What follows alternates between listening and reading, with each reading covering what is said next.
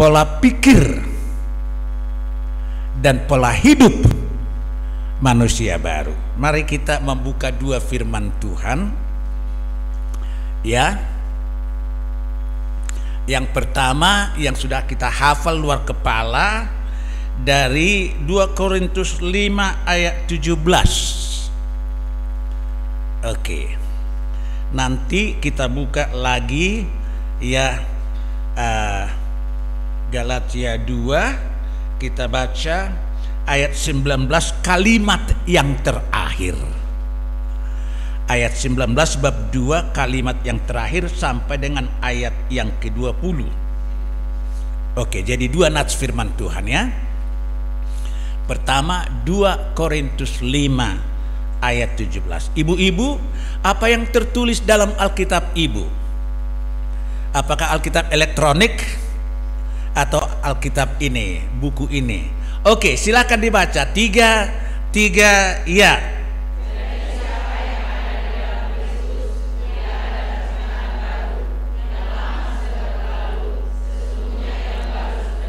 Saya rasa sudah dihafal itu. Jadi siapa? 3, boleh nyontek sedikit ya.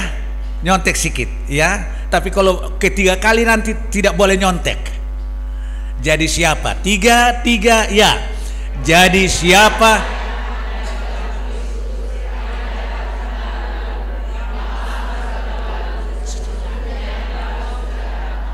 Masih ada nyontek ya. Sekarang tidak ada lagi. No excuse. Tidak ada maaf bagimu. Walaupun Tuhan Yesus pemaaf, tapi kali ini Anda tidak dimaafkan kalau nyontek. Oke, 3 ya. Jadi siapa yang ada ialah yang lama sesungguhnya. Ya, jadi kalau tema kita pola pikir dan pola hidup manusia baru. Siapa manusia baru menurut ini? Jadi siapa yang ada di dalam Kristus ialah ciptaan baru. Sebagai ciptaan baru apa yang terjadi? Yang lama sesungguhnya ya, ciptaan baru, new creation ya, new creation, ciptaan baru. Ibu termasuk ke sana? Termasuk. Oke, berarti yang lama masih pemarah, masih diimport dari manusia lamanya, masih gampang sakit hati. Benar aja. Jangan diimport manusia lamanya, sifat-sifat manusia lama, karena siapa yang ada di dalam Kristus ialah ciptaan baru. Ya, ciptaan baru. Sebagai ciptaan baru, yang lama sudah berlalu, sesungguhnya. Oke, jadi senyum ibu itu tulusnya itu senyum yang baru itu. Karena sesungguhnya yang baru sudah datang. Coba berhadapan dengan temannya, satu orang ya, bilang jadi siapa? 3, lihat temannya bilangnya, jangan lihat Alkitabnya. Oke, 3 ya. Jadi siapa?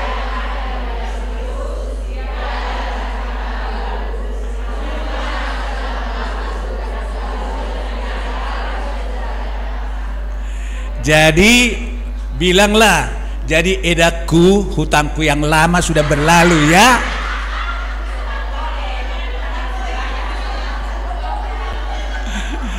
Kalau nggak dibayar hutangnya itu manusia baru.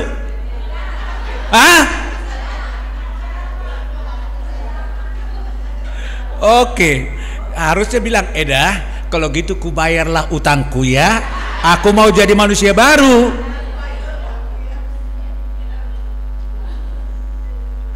Amin. Oke. Sekarang Galatia 2.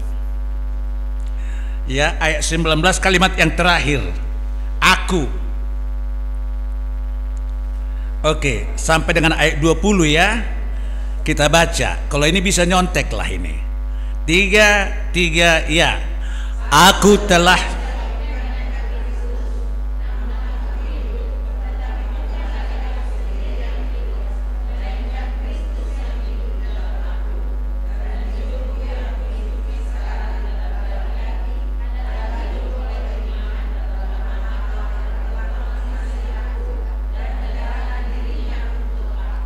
agak halus suaranya, takut-takut bilangnya ya. Iya, takut disalibkan. Karena di sana dikatakan aku akan disalibkan, bukan begitu. Tapi aku telah, sudah. Oke. Jadi bukan karena ibu pakai kalung salib ya, telah disalibkan, bukan. Aku telah. 3 dengan suara mantap. 3, ya. Namun aku hidup, melainkan dan hidupku yang kuhidupi sekarang di dalam daging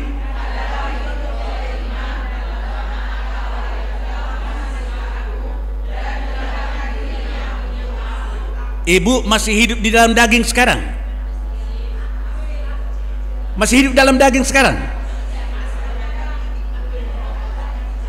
Hah? Masih hidup di dalam daging? Loh, tapi ada dikatakan ya, dan hidupku yang kuhidupi sekarang di dalam daging. Masih hidup dalam daging? Ya, masih manusia biasa. Iya, terdiri daripada tulang dan daging. Iya, tetapi walaupun kita hidup di dalam daging, ya, tetapi dikatakan ya, hidup oleh iman dalam anak Allah yang mengasihi, yang telah mengasihi aku dan menyerahkan dirinya untuk aku. Iya. Jadi masih hidup di dalam daging sekarang kan? Ya, artinya tubuh jasmani. Nanti setelah kita dibangkitkan, dan kita akan dibangkitkan dalam kebangkitan yang pertama. Hah? Kapan kebangkitan yang pertama? Kalau Kristus datang untuk memulai kerajaan 1000 tahun, semua orang percaya yang telah disalibkan bersama dengan Kristus akan dibangkitkan. Kalau nggak percaya, nggak ikut dibangkitkan. Dan kita akan memerintah, menjadi hakim-hakim dan menjadi raja-raja dalam kerajaan 1000 tahun. Karena kerajaan 1000 tahun di dunia ini. Jadi kita menjadi staf Tuhan Yesus. Yesus hakim agung, tapi akan diangkat hakim-hakim yang akan menghakimi. Dan akan diangkat raja-raja yang akan memerintah di dunia ini dalam kerajaan 1000 tahun, di mana iblis diikat selama 1000 tahun. Oke, termasuk ibu di sana? Termasuk di sana? Loh, nggak yakin ya? Kenapa nggak yakin? Ya, karena begini, harus yakin. Yang mati, yang sudah mati sebelum Kristus datang pada kerajaan 1000 tahun itu, alengabalat ya, firman Tuhan ya kan, sudah menyimpang dari firman Tuhan, itu akan dibangkitkan. Itu namanya kebangkitan yang pertama. Dan orang yang percaya kepada Tuhan Yesus akan diubahkan dalam sekejap mata menjadi manusia baru. Ya, disitulah makanya kita jumpa dengan Ibu Parhusip. Tapi nggak bisa si nyonya si lain ini lagi, mamaku, nggak ada lagi gitu kayak gitu di sana. Nggak ada hubungan antar manusia, tapi kita kenal siapa dia. Iya, dikenal. Jadi saling mengenal kita. Oh, Ibu Simanjuntak Bursi Merangkir sana, orang Pahai itu. Saya tahu itu di sana. Tapi tidak hubungan kita seperti sekarang lagi. Dang dohono kube itu. Enggak begitu.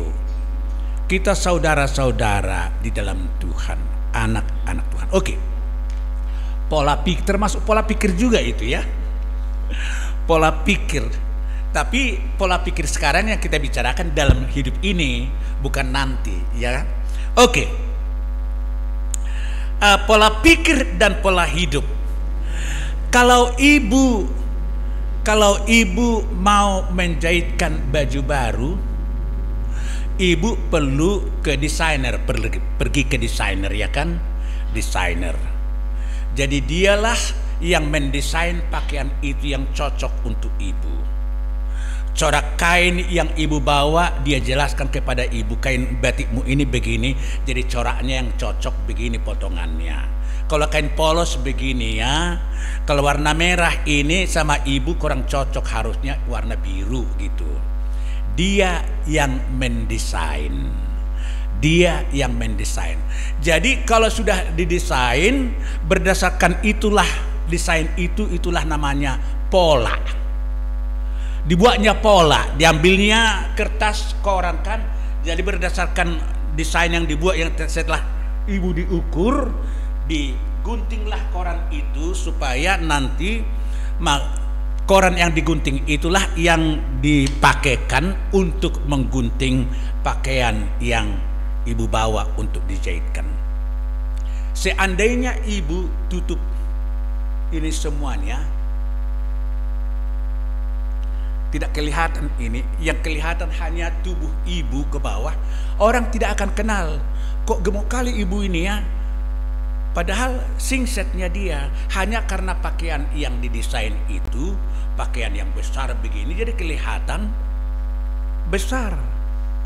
Kalau tubuhnya besar dibuat singset begini supaya kelihatan ini, ya jadi kita tidak akan kenal dia kalau ditutup mukanya. Hanya kita kenal karena sekarang kita lihat muka. Oh, si Ruth itu rupanya ya.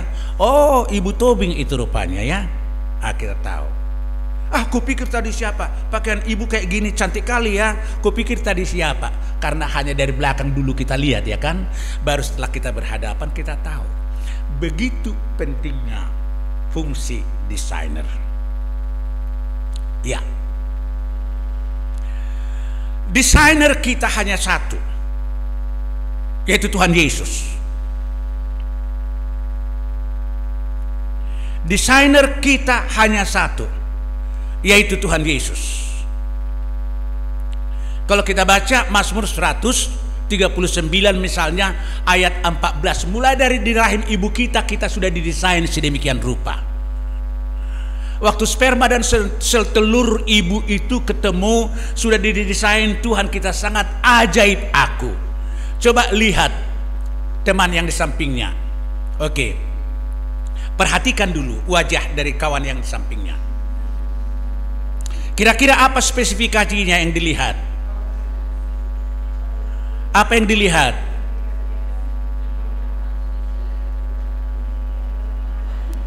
Ya. Kalau saya tanya Ibu si Barani misalnya, Mama si Ratna itu, kira-kira bagaimana mukanya? Tidak usah, enggak, dilihatlah dulu, apakah mancung, apakah matanya besar berbinar-binar, apakah bagaimana?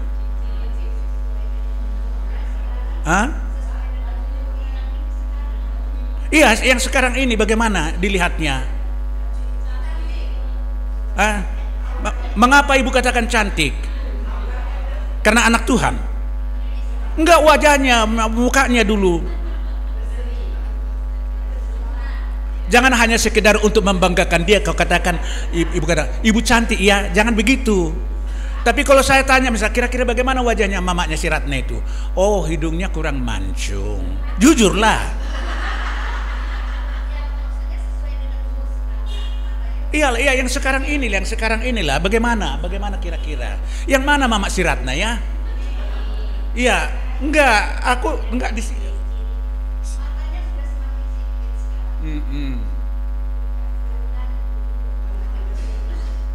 Dulu rupanya memang besar.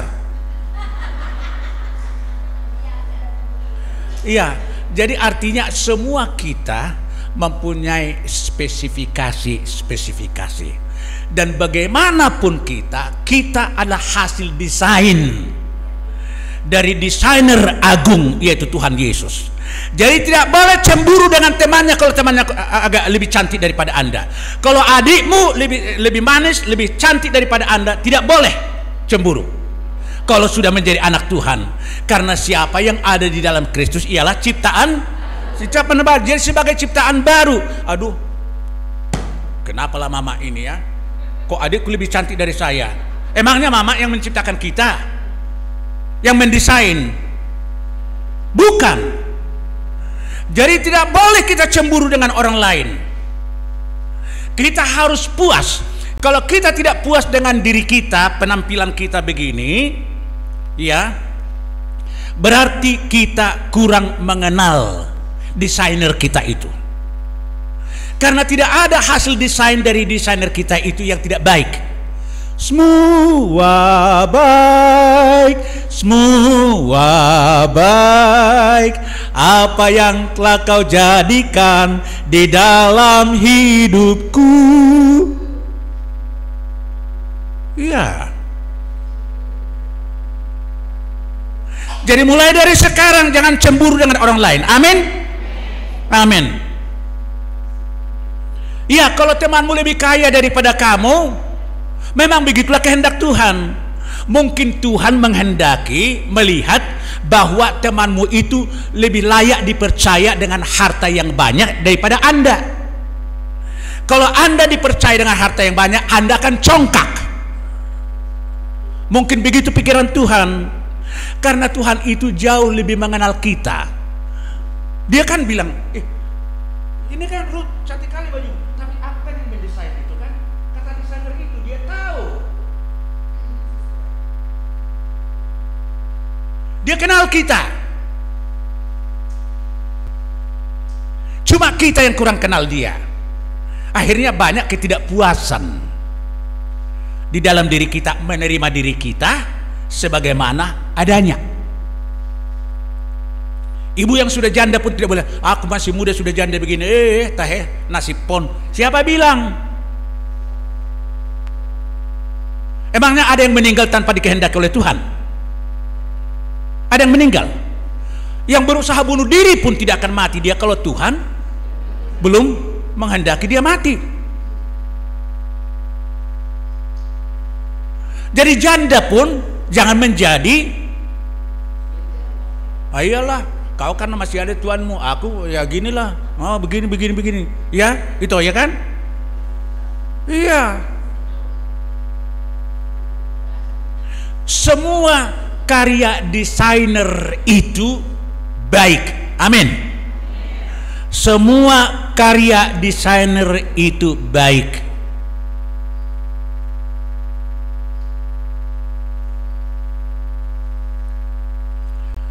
Waktu saya hari Jumat yang lalu di pensiunan Polri khotbah, ada seorang bapak yang sudah tua, sudah siap bertemu dengan Tuhan Yesus kan Pak? Saya bilang, iya masih ada buruku sudah 54 tahun belum menikah katanya. Jadi bagaimana? Gak siap bertemu dengan Tuhan Yesus karena belum menikah burumu? Ini orang Batak ini. Aiso sorong matua do piau. Masih ada yang kusarihon. Seakan-akan Tuhan salah. Emangnya mau dijodohkan dengan laki-laki siapapun yang mau sama burunya supaya sorong matua. Dan banyak orang Batak demikian. Tuh jalo mainang asa sorong matua au lakona manahu sarihon. Dia terpaksa borunya walaupun tidak jatuh cinta dan dia tahu laki-laki itu kurang baik, tapi demi supaya saurma tua orang tuanya diterima. Itu gaya Batak.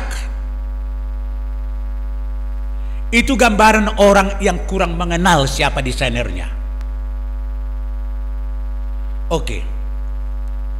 Jadi bagaimana supaya kita mengenal desainer itu? Karena saya percaya kebanyakan orang Kristen anggota gereja tidak mengenal siapa desainer itu, siapa Tuhan Yesus Kristus. Jadi supaya mengenal ada dua hal. Di dalam bahasa Indonesia itu selalu dikatakan bertobat, ya. Tapi di dalam bahasa Inggrisnya itu diterjemahkan dengan berbalik. Saya jalan ke sana, manusia lama jalan ke sana, lomba-lomba suka-sukaku. Tapi setelah bertemu dengan Tuhan Yesus, balik saya ke sana. Iya. Dan yang kedua ialah bertobat. Orang yang bertobat belum tentu orang yang lahir Tuhan, yang kenal Tuhan Yesus. Ya, anakku ini sudah baik sekarang. Dulu ganjaan dia, sekarang nggak pakai ganja lagi dia. Dulu anakku ini malas-malas ke sekolah, sekarang sudah rajin ke sekolah. Puji Tuhan katanya. Padahal anaknya itu tetap tidak mengenal Tuhan.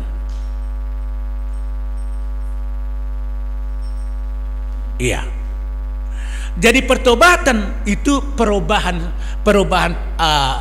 kelakuan. Perubahan kelakuan, tetapi belum tentu itu merupakan hasil karya Kristus desainer itu.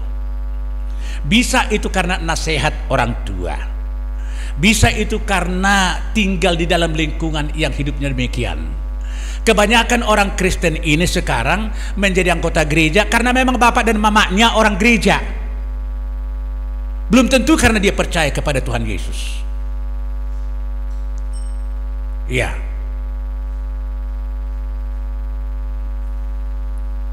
Jadi termasuk itu hasil ilmu pengetahuan counseling. Counseling bisa membuat orang bertobat karena dia sadar bahwa apa yang dilakukannya itu sudah tidak baik. Tapi kalau hasil counseling semata-mata orang itu belum mengenal siapa Tuhan Yesus, tetap itu di luar Tuhan. Itu sebabnya bahwa agama itu salah satu persamaan semua agama. Semua agama mengajarkan yang baik. Setuju? Setuju. Tapi suatu ketika ada orang yang datang kepada Tuhan Yesus mengatakan, "Guru yang baik, apa yang harus kuperbuat supaya aku bisa masuk ke dalam kerajaan sorga?" Yesus mengatakan, "Kenapa kau katakan aku baik? Hanya satu yang baik, yaitu Allah." Jadi kalau Allah yang sebenarnya itu ya tidak dikenal oleh orang, bagaimanapun baiknya ke neraka juga dia.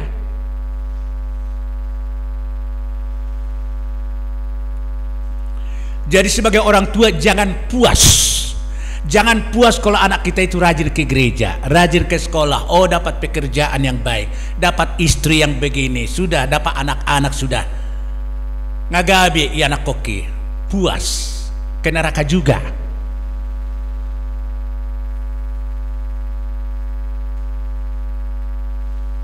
Harus berbalik, bertemu dengan Tuhan Yesus. Jadi ya kita ingat Rasul Paulus. Di dalam Kisah 9, Rasul Paulus itu ahli teologi. Mungkin kita katakan itu sekjen HKBP atau sekjen GKPI, sudah doktor teologi dia. Kalau sekjen HKI enggak ya kan? Iya, ahli teologi, diberikan dia kuasa oleh pimpinan Yahudi untuk menghancurkan ajaran sesat yang mereka katakan ajaran sesat yang muncul pada waktu itu, karena sudah muncul orang-orang Yahudi itu percaya kepada Tuhan Yesus, beribadah pada hari Minggu, memuji Tuhan Yesus, tidak lagi berhari Sabat. Oh, ini sesat ini yang mengatakan hanya Yesus raja, kaisar tidak raja lagi. Lalu mereka ini dibunuh, dikasihlah Tugas kepada Rasul Paulus untuk mengejar orang ini, sampai anak-anak, ibu-ibu janda dipenjarakan, dibunuh oleh karena mereka percaya kepada Tuhan Yesus. Tapi pada Kisah Rasul 9, Paulus dalam perjalanan ke Damaskus itu kan bertemu dengan Tuhan Yesus, dan dia terjerembab, tersungkur, buta dia jadinya. Dan dia mendengarkan suara Saulus, Saulus, mengapa kau demikian? Dan mulai daripada saat itulah dia kemudian mengenal bahwa Tuhan Yesus dan pengikut Tuhan Yesus yang mau dibunuhnya itu adalah Tuhan Yesus, itu adalah Tuhan yang benar. Terus berbalik dia. Jadi siapa yang ada di dalam Kristus ialah ciptaan baru. Tadinya dia pergi ke sana mengejar orang-orang Kristen, sekarang dia berbalik karena sudah bertemu dengan Tuhan Yesus. Itu sebabnya Roma 12 ayat 6 itu dikatakan bahwa Injil adalah kekuatan Allah satu-satunya yang menyelamatkan. Kekuatan Allah. Jadi kuasa Allah itu yang membuat manusia selamat hanya ada di dalam Injil. Injil itu bukan beritanya semata-mata, tapi Injil itu sudah pernah kita bahas itu di sini. Ialah Yesus, Tuhan Yesus itu sendiri yang adalah Tuhan. Kemudian Tuhan itu datang menjadi manusia. Tapi waktu dia menjadi manusia bukan berarti tidak Tuhan dia, tetap dia Tuhan. Karena ketuhanan Kristus itu adalah kekal, tidak pernah itu berhenti. Dia sebagai Tuhan, ya. Jadi sebelum manusia datang dia Tuhan. Setelah manusia dia Tuhan yang kemudian menjadi manusia biasa seperti kita. Tapi tetap dia adalah Tuhan. Dan mati dalam keadaannya seperti itu. Bangkit dia demikian. Jadi siapa yang ada di dalam Kristus yang seperti itu, maka kita katakan itu kabar baik. Ya, kita katakan itu kabar baik. Siapa yang ada di dalam Kristus ialah ciptaan baru. Itu makanya dikatakan orang yang ada di dalam Kristus itu lahir baru. Kita sudah lahir satu kali, tapi dalam hidup ini kita tidak cukup lahir satu kali. Kita harus lahir dua kali. Lahir dari kandungan ibu kita, kemudian lahir dengan iman dari Kristus. Lahir baru. Kalau hanya lahir dari ibu kita bukan manusia baru. Harus lahir dari dalam Kristus, kita baru manusia baru. Bagaimana kita lahir? Ialah karena kita percaya dengan iman, beriman kepada Kristus yang adalah kekuatan Allah satu-satunya yang menyelamatkan. Tidak ada kekuatan Allah yang lain yang menyelamatkan manusia. Mungkin ibu bertanya, jadi bagaimana manusia yang sebelum Tuhan Yesus datang? Bagaimana mereka diselamatkan? Abraham selamat. Musa selamat. Para nabi selamat. Tapi Yesus belum datang menjadi manusia.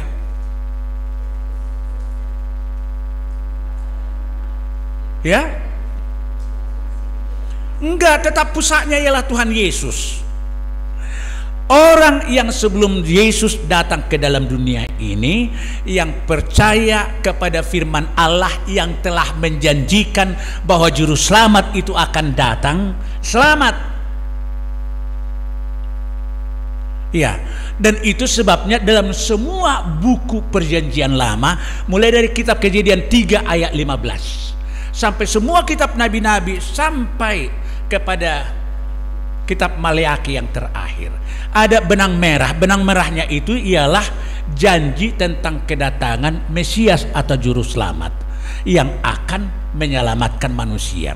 Jadi orang di dalam perjanjian lama selamat karena percaya kepada Mesias yang dijanjikan akan datang.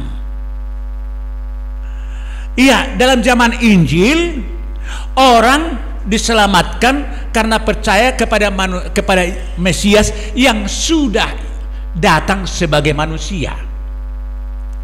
Yang datang sebagai manusia.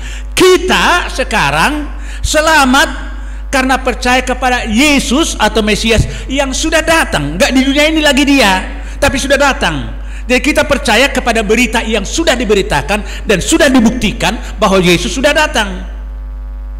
Jadi intinya tetap Yesus. Tidak ada juru selamat bagi semua manusia, perjanjian lama dan perjanjian baru, dan yang akan datang selain daripada ini. Makanya dikatakan bahwa Injil adalah kekuatan Allah satu-satunya yang menyelamatkan. Pertama-tama orang Yahudi. Mengapa pertama orang Yahudi? Karena Yesus itu datang dijanjikan pertama kepada orang Israel atau orang Yahudi. Sudah datang di tengah-tengah orang Israel. Sampai naik ke surga juga disaksikan oleh orang Yahudi atau orang Israel. Baru kemudian pertama-tama orang Yahudi, kemudian orang Ibrani, artinya non-Yahudi. Kitalah itu. Jadi semua manusia yang akan ke surga hanya akan ke surga karena percaya kepada Injil. Apa Injil itu? Kristus yang adalah Tuhan sudah menjadi manusia, naik lagi ke surga. Ya. Jadi itu harus diimani. Harus diimani. Bukan hanya dihafal, diketahui beda dengan diimani. Oke. Jadi hanya kalau diimani maka kita kemudian akan bisa menikmati karya dari desainer itu di dalam hidupnya. Apa yang pertama dilakukannya kepada kita ialah bahwa kita dilahirkan baru. Nah, kita dilahirkan baru. Kalau dilahirkan baru, siapa yang ada di dalam Kristus, sekali lagi, ialah ciptaan baru, new creation. Yang lama sudah berlalu, sesungguhnya yang baru sudah datang. Tapi kita ini kan masih harus bertumbuh, kan? Anak yang baru lahir kan tidak terus dewasa dia, kan? Dia harus bertumbuh, makin lama makin dewasa. Nah, jadi yang pertama yang harus menjadi pola pikir kita ialah bahwa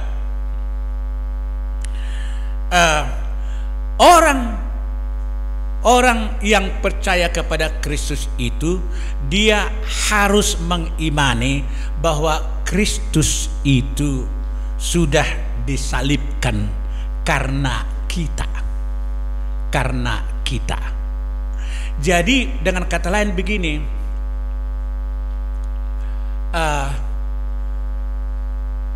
kapan Tuhan Yesus disalibkan? Kapan?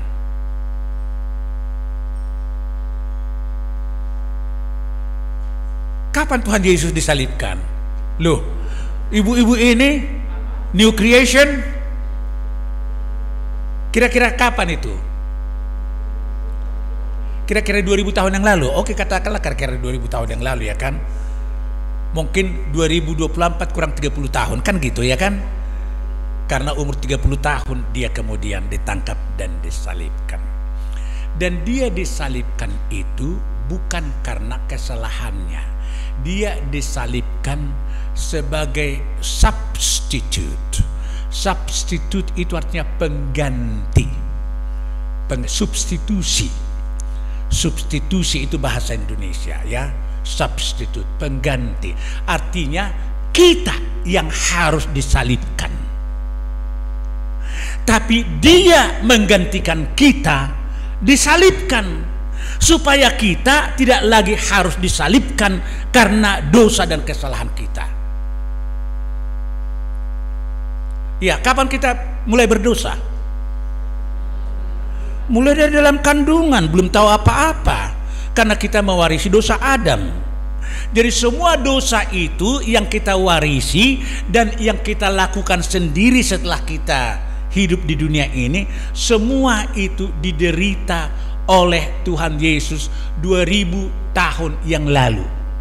Waktu dia disalibkan, akulah Victor Tobing lah yang harus disalibkan di sana.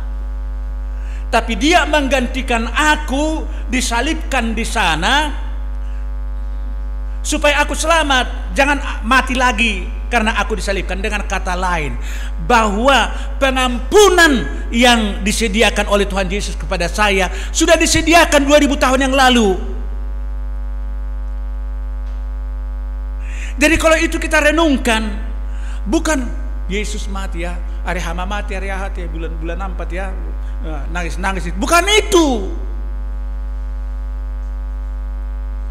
Secara faktual, secara dalam kenyataan sudah mati dia menggantikan aku untuk menyediakan pengampunan bagi aku, menyediakan hidup baru bagi aku supaya aku lagi tidak akan disalibkan.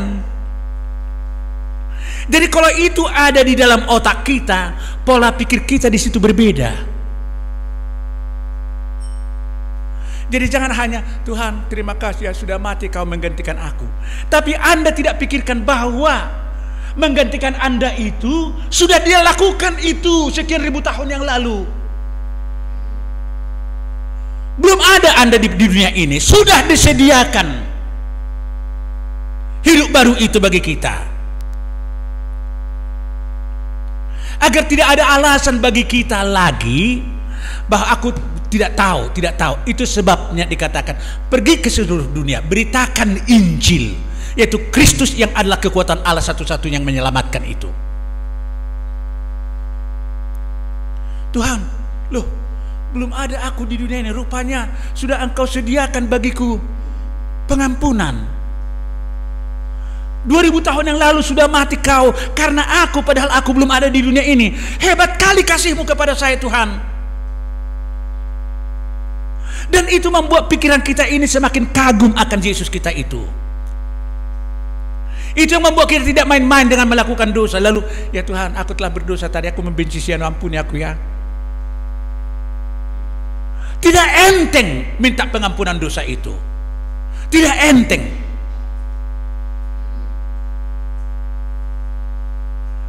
Iya, karena untuk menyediakan pengampunan itu dia sudah kehilangan nyawa.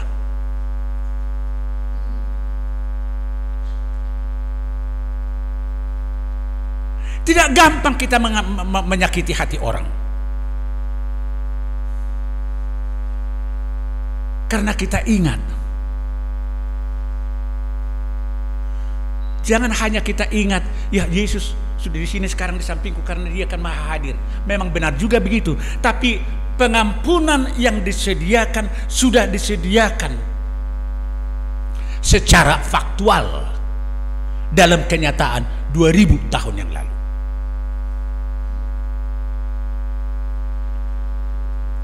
Oke.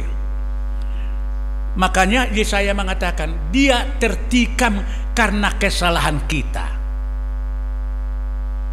Ganjaran yang harusnya dikenakan kepada kita telah ditimpakan kepada dia, dan oleh karena bilur-bilurnya kita menjadi sembuh. Kita ini semua seperti domba yang sesat jalannya, tapi segala kesalahan kita telah ditimpakan kepada dia. Dia mati menggantikan kita yang harus memikul timpahan dosa itu. Itu Yesusmu itu. Jadi harusnya kalau kita itu di dalam pikiran kita, itu yang merubah pola pikir kita ini. Gak main-main aku dengan sikapku terhadap Tuhan Yesus. Gak main-main aku dengan sikapku terhadap mengikut Tuhan Yesus. Begitulah kasihnya kepada saya. Dia menggantikan saya mati karena dosa-dosa saya, supaya aku jangan mati lagi karena dosa. Jadi ibu tidak mati lagi karena dosa, kecuali ibu belum lahir baru. Jadi barang siapa anak Tuhan yang takut meninggal, Tuhan jangan, aduh mau mati, aduh jebolangon, baru pilek-pilek dia sudah jebolangon. Nggak salah sih berobat, nanti akan kita lihat itu. Tapi bukan karena takut mati. Masa takut bertemu dengan Tuhan kita yang begitu baik itu, yang telah mati menggantikan kita? Takut? Lebih baik itu dari suamimu, lebih baik itu dari orang tuamu.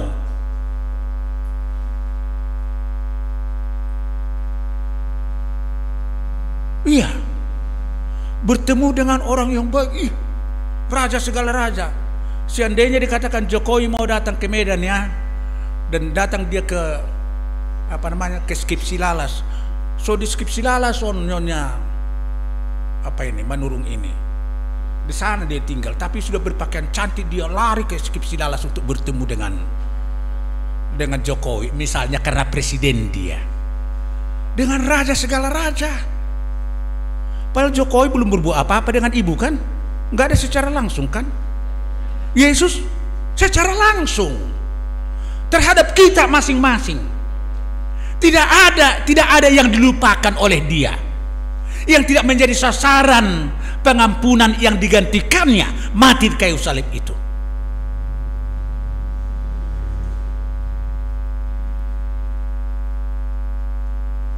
Iya. Lalu yang kedua, ditebus.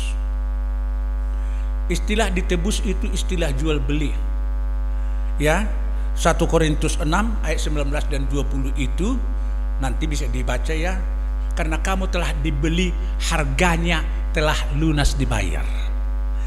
Kita ibu-ibu adalah orang yang sudah lahir baru ini, sudah dibeli kita. Kalau dibeli, Ruth, kapan kau beli bajumu yang cantik itu? Kapan? Berapa bulan yang lalu? Oke, berapa lama yang lalu?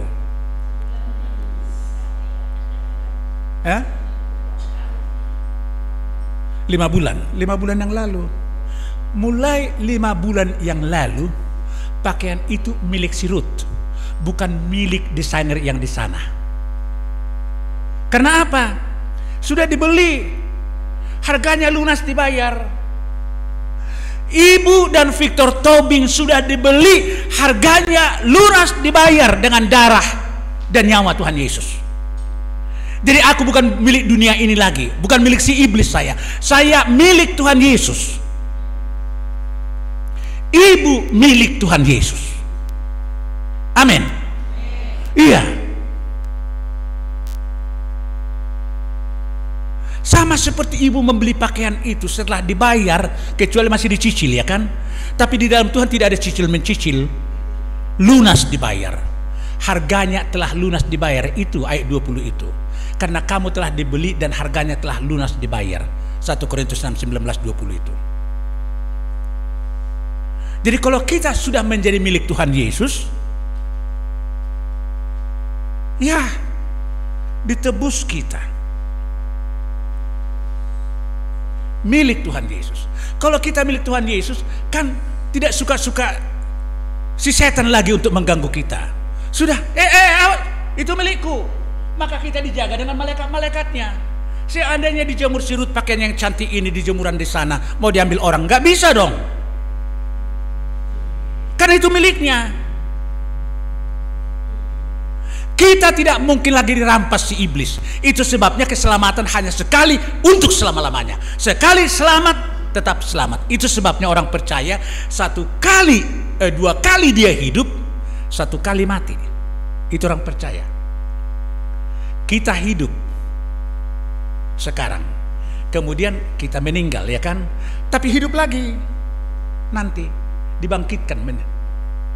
2 kali kita hidup, 1 kali mati. Orang yang tidak percaya 2 kali mati, 1 kali hidup.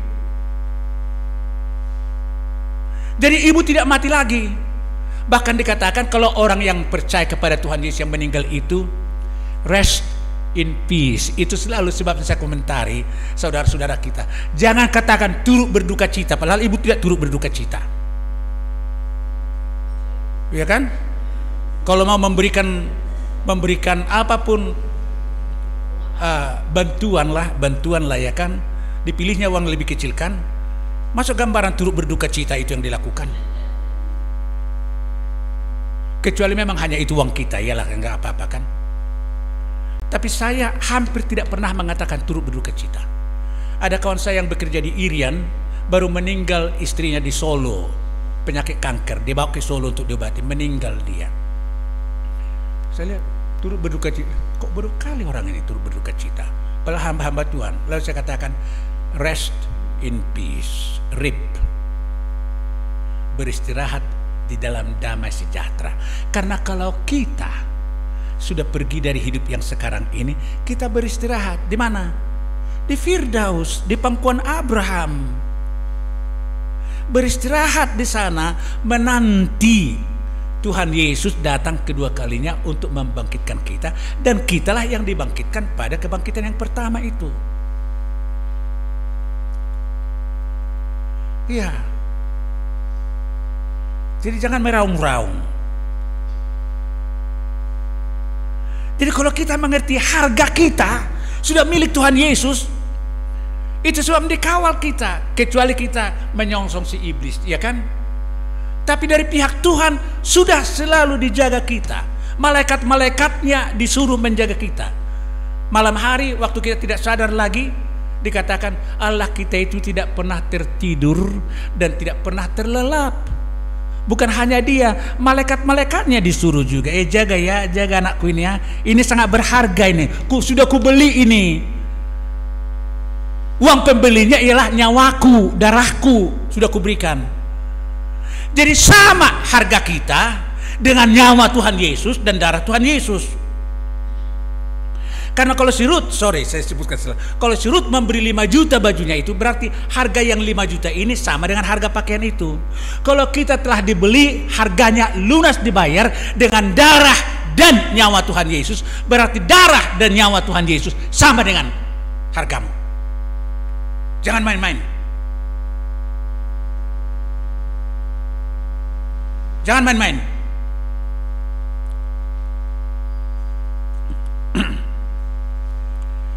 Kemudian bukan hanya sudah diganti mati, kemudian ditebus, tapi diselamatkan untuk hidup yang kekal. Makanya kita tidak mati lagi, beroleh hidup yang kekal. Kapan hidup yang kekal? Oke, kita hafal dulu 1 Yohanes 3 ayat 16. 3, ya, karena begitu besar. Karena begitu besar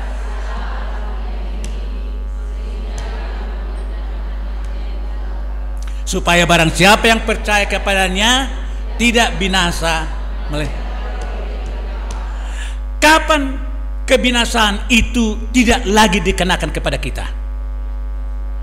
Menurut ayat itu, karena begitu besar kasih Allah akan dunia ini, akan Victor Tobing dan ibu-ibu anggota Maria dan yang lain-lain, sehingga dikaruniakannya anak yang tunggal, supaya barang siapa yang percaya kepadanya tidak binasa, melainkan beroleh hidup yang kekal.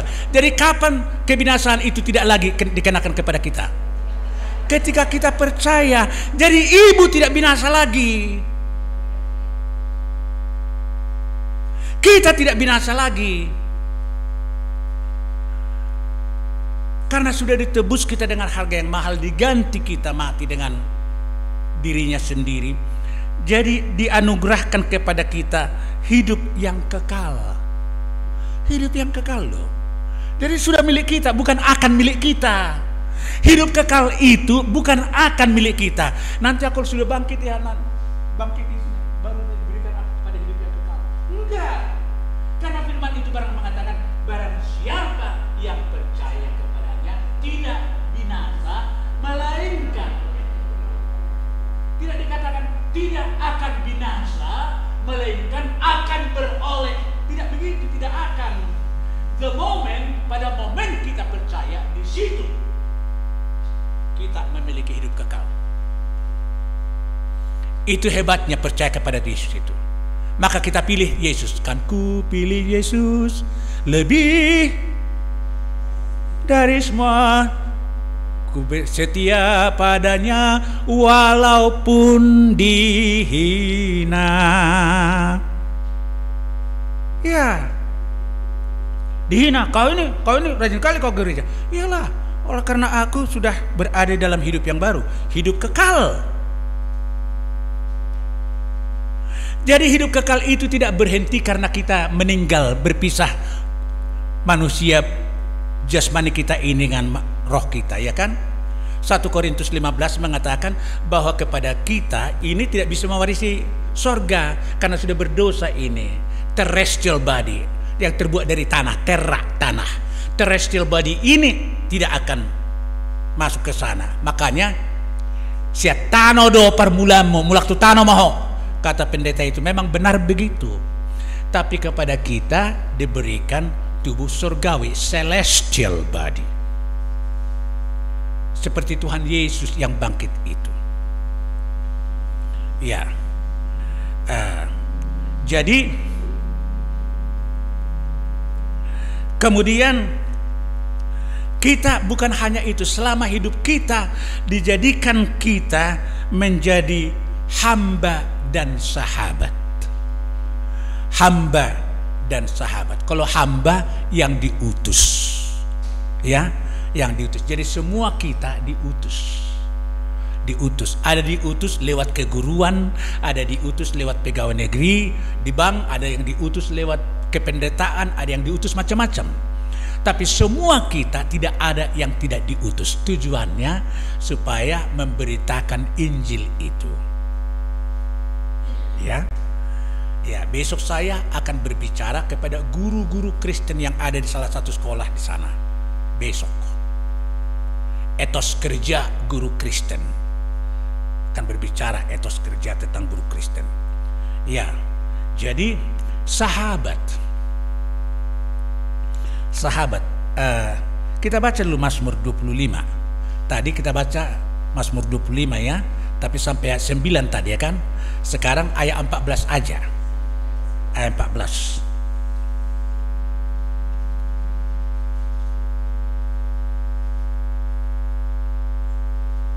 Tiga, ya.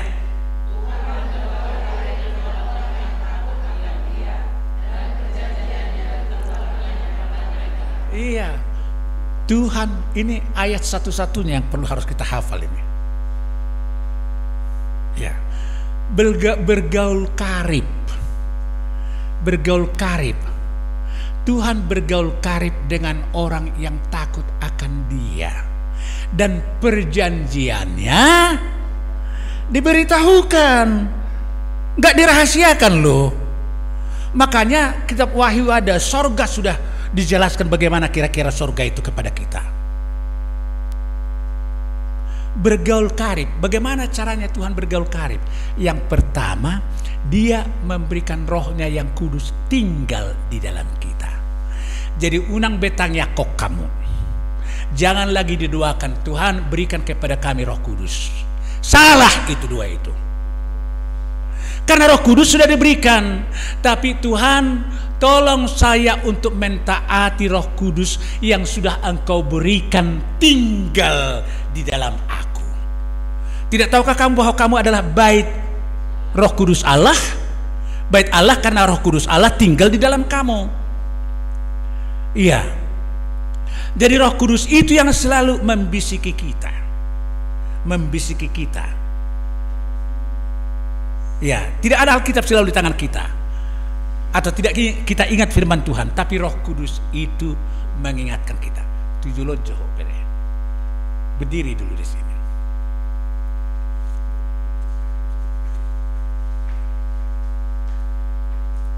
Pegang dulu uang ini. Uang berapa ini? Ini uang 10.000, percaya? Uang 10.000. Waktu kamu pegang uang 10.000 itu bisa, tahu kamu uang 10.000 ini kan? Bisa dilihat ibu-ibu ini. Mungkin. Atau memang bisa lihat sekarang. Tangan memegang uang ini, tapi bisa lihat ibu-ibu ini kan? Bisa lihat di sana, bisa lihat di sana. Oke, sekarang begini. Enggak, saya dekatkan uang ini ke apa yang kamu lihat? Lihat yang di sana, ibu-ibu itu.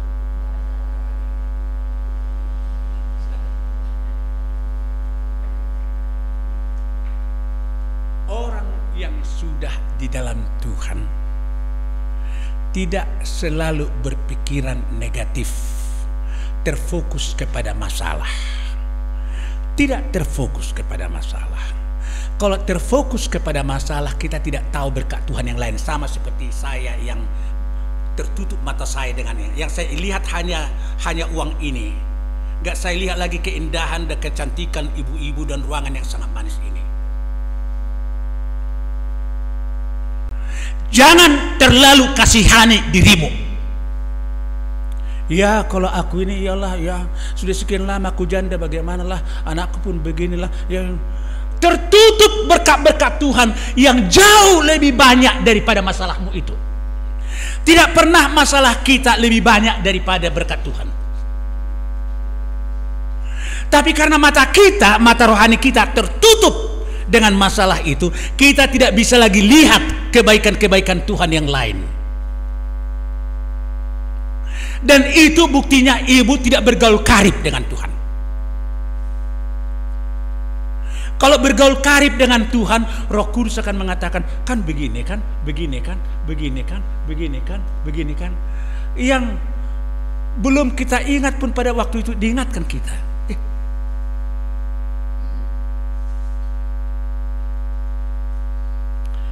Kemarin saya tidak makan 1 hari.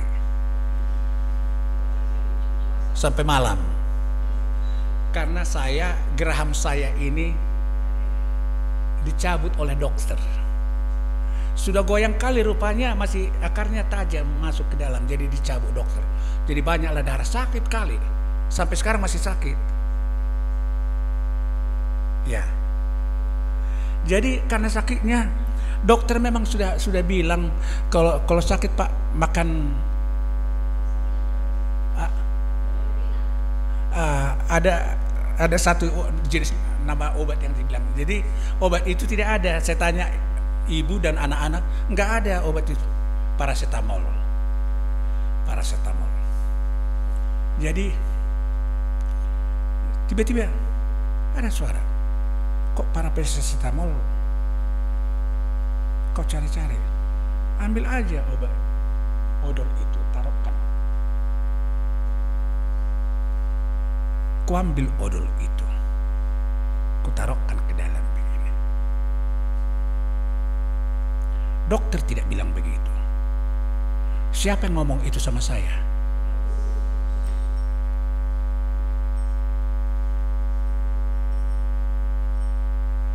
Perkara-perkara yang tidak pernah terbit ke dalam pikiran kita pun bisa dinyatakan Roh Kudus itu kepada kita. Kalau kita bergaul karib dengan Dia. Jadi pola hidup kita bergaul karib dengan Tuhan. Tadi pola pikir kita kan.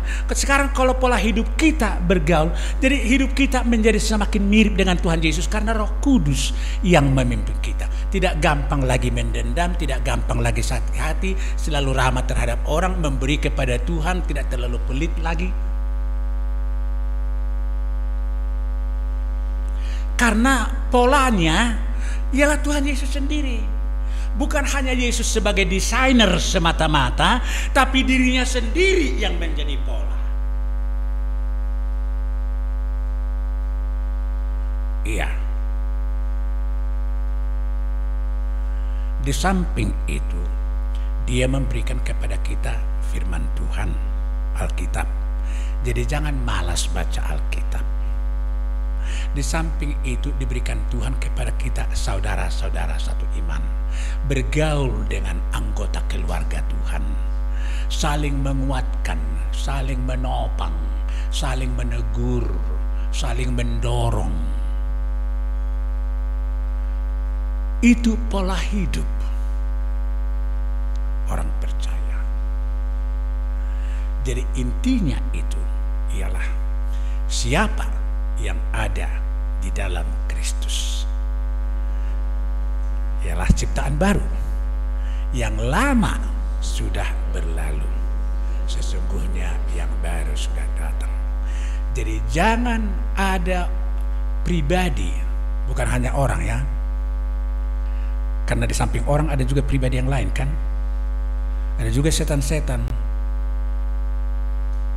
Ada orang lebih akrab dia kepada setan Kalau ada masalah, ane gor laut tu kuburan, ngomong dengan semangat nepungna. Sorry lah, tubing mau membangun tugu, tubing sedunia, mau membangun tugu di Tarutung. Jadi adalah postingan-postingan kepada WA tubing ini yang selalu dikirim sama saya.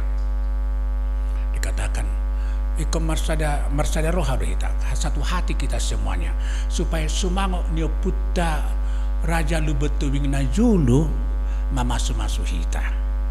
Jadi unang berbeda-beda. Nah, lalu saya tulislah, saya malas.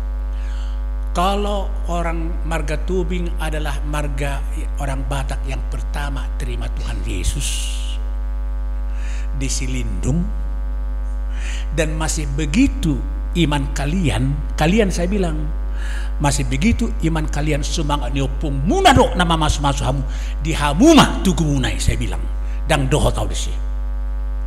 Karena yang memberkati saya hanyalah Tuhan Yesus, saya bilang. Banyak kali lah minta maaf jadinya. Aduh, minta maaf lah Pak tubingnya,